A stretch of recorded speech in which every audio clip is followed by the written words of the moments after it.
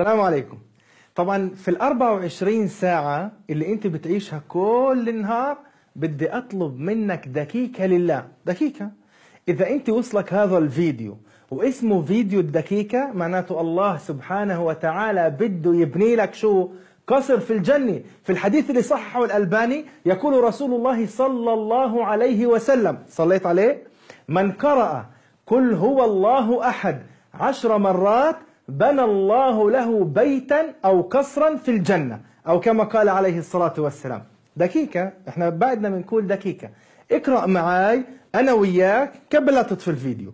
أعوذ بالله من الشيطان الرجيم. بسم الله الرحمن الرحيم. قل هو الله أحد الله الصمد لم يلد ولم يولد ولم يكن له كفوا أحد. بسم الله الرحمن الرحيم. قل هو الله أحد الله الصمد لم يلد ولم يولد ولم يكن له كفوا أحد. بسم الله الرحمن الرحيم. قل هو الله أحد الله الصمد لم يلد ولم يولد ولم يكن له كفوا أحد. بسم الله الرحمن الرحيم. قل هو الله أحد الله الصمد لم يلد ولم يولد ولم يكن له كفوا أحد.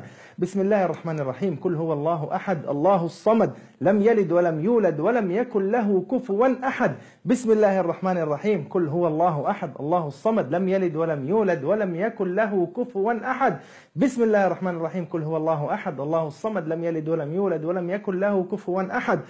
بسم الله الرحمن الرحيم. قل هو الله أحد الله الصمد لم يلد ولم يولد ولم يكن له كفوا أحد. بسم الله الرحمن الرحيم. قل هو الله أحد الله الصمد لم يلد ولم يولد ولم يكن له كفوا أحد. بسم الله الرحمن الرحيم. قل هو الله أحد الله الصمد لم يلد ولم يولد ولم يكن له كفوا أحد. طبعا الآن الله سبحانه وتعالى بنى لك قصرا في الجنة، وإذا ساهمت في نشر هذا الفيديو كل إنسان بيشوفه وكل إنسان بيقرأ قل هو الله أحد لك أجر ولك مثل القصر الذي سيبني الله له بيتا في الجنة. جزاكم الله خير على حسن الاستماع، والسلام عليكم ورحمة الله تعالى وبركاته.